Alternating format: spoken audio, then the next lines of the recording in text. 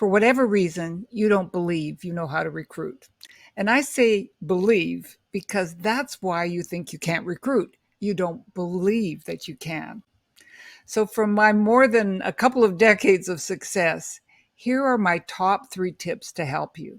Tip number 1: first, many people think like you do. And if you go into a crowd at your company meetings and share your apprehensions with those people, they will commiserate with you and agree, yes, it's hard. So here's a bonus tip for you: stay away from those people.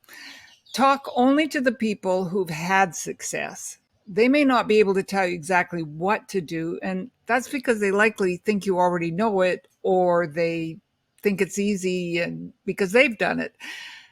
But they will encourage you and not discourage you, and that's the point. It's so important that you deal with your lack of belief in your own abilities, and it's fairly easy and straightforward to do. Take out a piece of paper and write down a couple of the reasons why you think you can't recruit. Some might be examples like, I don't like to talk to strangers, or I feel that I'll lose friends talking to them about this business.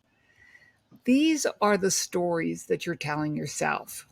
Now let's dig a little deeper and think about where those beliefs came from.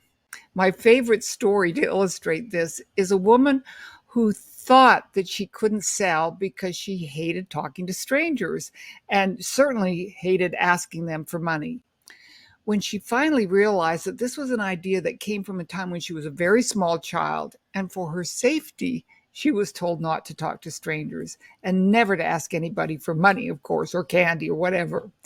Armed with this understanding, she could address the feelings she had and see the reality that she is now an adult woman who doesn't need to believe that anymore. The story you're telling yourself will reveal the truth to you about your beliefs. Here's tip number 2. One of the reasons that people are reluctant to recruit is they feel once they've recruited someone, they will have to constantly be motivating them. And in fact, that can be true if you haven't recruited them in the correct way, or if you are not in alignment with your calling. What do I mean by that?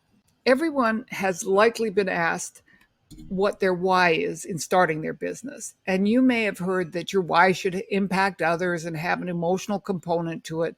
Some people say that your why should make you cry. But I actually think it's important to take that why to a whole other level and explore how it could be not just a why, but a calling. And I'll give you a little homework to help you in this area at the end. Finally, tip number 3: learn to build relationships and your team through coaching. Most, if not all, successful people are coached and mentored. What the Direct Selling World Alliance, a coaching organization focused on our profession, says about training versus coaching is that information will be used by only about 22% of people who've heard it if they've just been trained, but it goes up to over 80% if you add coaching to that training. Sadly, even though many people say they coach their teams, the fact of the matter is they just don't have the skill set to do that. And I really came to understand that when I took a certification from the DSWA to be a coach. I came to understand that while I was a good mentor to my team, as are many people in network marketing, I truly didn't know how to coach, nor did I understand the importance of coaching to build my team. So how do you learn without going through a certification, which I don't think, at least at this point, is necessary? You get coached by a professional coach. You watch them interact and ask questions. You experience the process.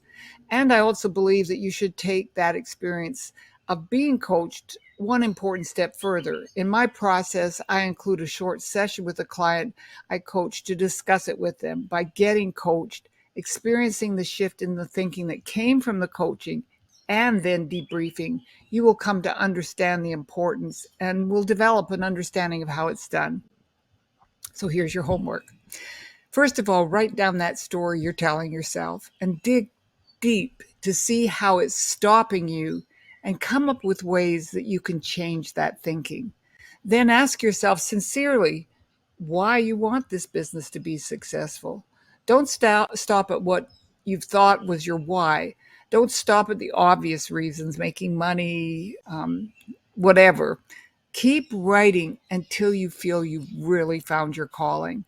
And then finally, join me on a strategy call to experience coaching and to discuss anything you'd like to have clarity around, including what we talked about earlier. I hope that you will continue to learn and to grow in the profession that I call the absolute best way for women to make money.